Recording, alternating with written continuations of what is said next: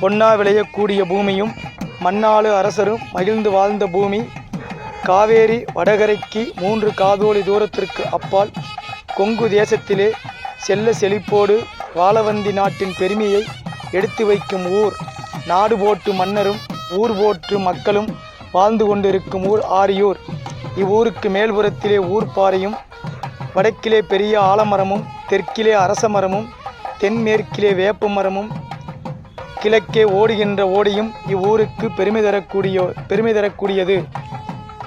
இவ்வூரிலே வேதநாயகி சமோத பாண்டீஸ்வரர் சுவாமி ஆலயம் 800 ஆண்டுகளுக்கு முன்பே தோன்றி காவேரி வடகரைக்கும் கிழக்கே அருள்பளித்து கொண்டிருக்கும் குமராயு குமரேஸ்வரர் ஆலயத்திற்கு முன்பே ஆரியூரிலே ஸ்ரீ வேதநாயகி சமோத பாண்டீஸ்வரர் சிவாலயம் தோன்றியுள்ளது.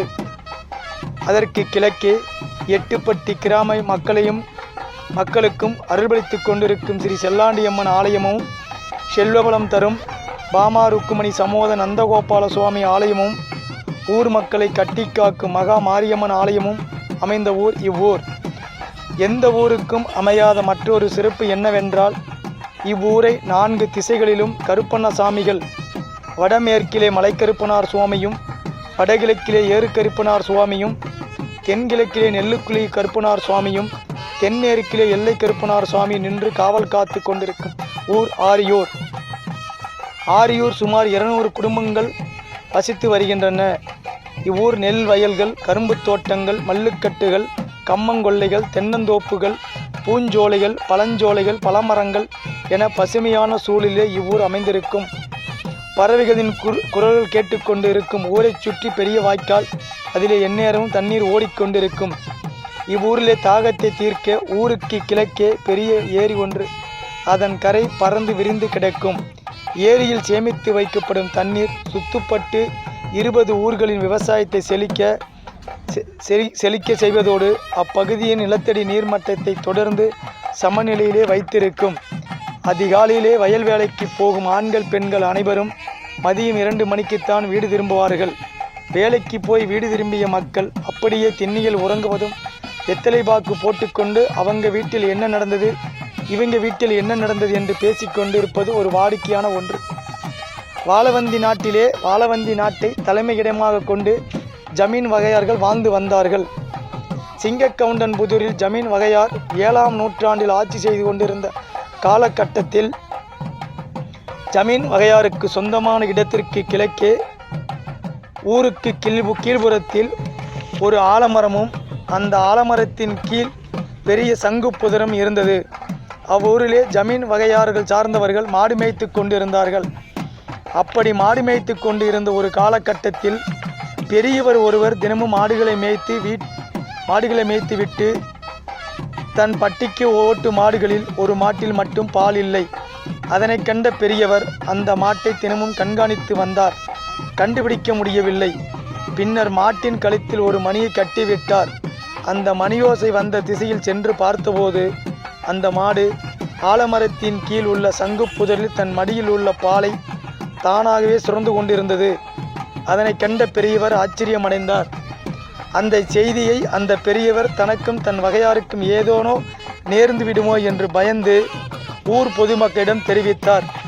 ஊர் பொதுமக்கள் அனைவரும் ஒன்று கூடி மறுநாள் மறைந்திருந்து பார்க்கும் பொழுது கழுத்தில் மணிகட்டிய அந்த மாடு முன்பு போலவே அந்த ஆலமரத்தில் கீழ் உள்ள பெரிய சங்கு புதரில் அருகிலே சென்று தனது மடியில் உள்ள பாலை அந்த சங்கு புதரில் சுரந்து கொண்டிருந்தது.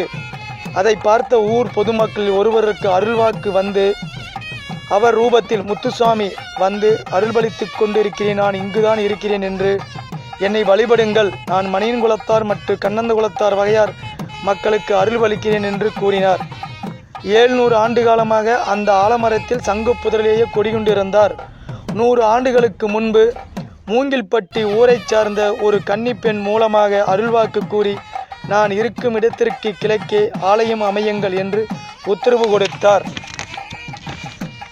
அதன் மூலம் அந்த இடத்தில் ஆலயம் எழுப்ப ஏற்பாடுகள் நடந்து கொண்டிருந்த வேளையில் அந்த கன்னிப்பெண் இறந்துவிட்டார்.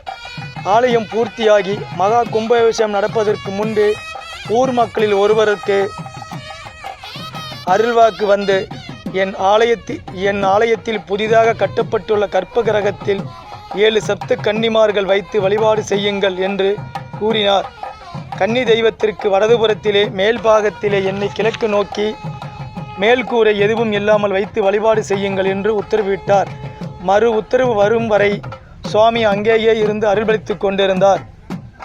மூலவர் முத்துசுவாமி, பெண் தெய்வம் 7 சப்த கன்னிகள், தலவிருச்சகம் ஆலமரம், தீர்த்தம் காவேரி, புராண பெயர் ஆரியூர், ஊர் மோகனூர், மாவட்டம் நாமக்கல்.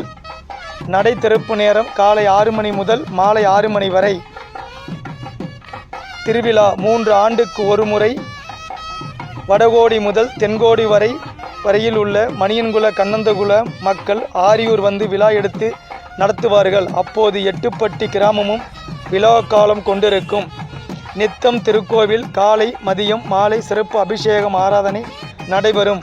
மணியன்குல கண்ணந்தகுல குடிப்பாட்டு மக்கள் மற்றும் வேண்டுதலை வைப்பார்கள்.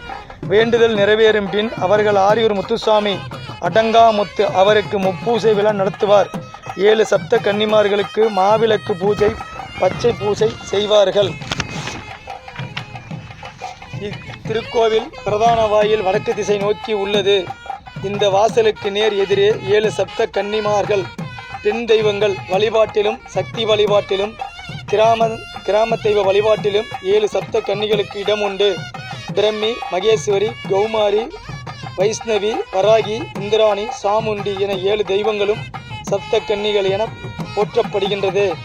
இந்த 7 தேவியாரும் தீமையை அழிக்கவும் கர்மத்தை நிலைநாட்டவும் வந்தவர்கள்.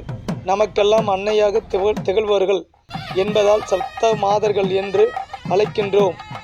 7 சப்த கன்னிமார்கள் என தனிக்கோவில் இல்லை. பிரதான ஆலயங்களிலே சப்த கன்னிமார்களுக்கு சன்னதி எழுப்பப்பட்டு வழிபாடு நடைபெறுகிறது. கிராம கோவில்களிலும் எல்லை தெய்வம் குடிகொண்டு இருக்கும் கோவில்களிலும் சப்த கன்னிமார்களுக்கு வழிபாடு செய்கின்றோம். மகா மண்டபத்தின் முன் சப்த கன்னிமார் ஆலயத்திற்கு வடக்கே மேல்புறத்திலே கிழக்கு நோக்கி ஆலமர அடங்காமுத்து அவருக்கு நேர் எதிரே சிம்ம வாகனத்தில் குதிரை வாகனத்தில் பொம்மி மற்றும் வெள்ளையம்மா மதுரவீர சுவாமி மரத்தால் செய்யப்பட்டு இருக்கும்.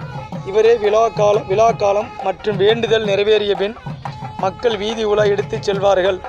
முன் மண்டபத்திற்கு மேற்கு திசை நோக்கி தெய்வங்களில் மிகவும் பிரசித்தி பெற்ற முக்கிய தெய்வமான கருப்பண்ணசாமி தெய்வம் மக்களுக்கு முக்கியமாக அடர்ந்த மீசையுடனும் உருட்டு விழிகளும் சிவந்த உதடுகளும் ஓங்கிய அருவாளும் குதிரை வாகனம் கொண்டு தலை நடுங்கவும் தோற்றம் கொண்டவர். உயரமான உருவமும் கருத்த உடலும் வேகமான ஓட்டமும் துடிப்பான ஆட்டம் கொண்டவர்.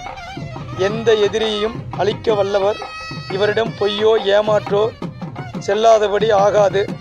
நம்பினோருக்கு காவலாகவும் எதிர்ப்பவருக்கு யமனாகவும் இருப்பார் கருப்பண்ணசுவாமி.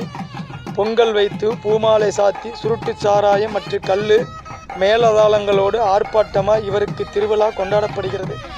மக்கள் தங்கள் சொத்து சுகம் மாடு கண்ணு போன்ற எல்லா செல்வங்களுக்கும் சுகங்களுக்கும் இவரே காவல் தெய்வம். எதிரி பயம் நீங்கவும் கொலைக்களவு ஏற்படாமல் இருக்கவும் இவரே கதி என்று ஆண்டுக்கு ஒரு முறை ஆடு கோழி பொங்கல் வைத்து இவருக்கு படையிடுகின்றார்கள். மணியங்குல மக்களும் காளியம்மன், ஸ்ரீ நவதடி கருப்பண்ணசாமி, உடுவந்தூர் பிடாரி செல்லாண்டியம்மன், ஆரியூர் ஸ்ரீ முத்துசாமி இந்த 4 தெய்வங்களையும் வழிபடுவர்கள். இவர்களின் முதல் தெய்வம் ஆரியூர் முத்துசாமி ஆவார். கண்ணந்தகுலத்து மக்கள் ஸ்ரீ காளியம்மன், ஸ்ரீ நவதடி கருப்பண்ணசுவாமி, உடுவந்தூர் பிடாரி செல்லாண்டியம்மன், ஆரியூர் முத்துசாமி இந்த 4 தெய்வங்களையும் வழிபடுவர்களுக்கு முதல் தெய்வம் உடுவந்தூர் பிடாரி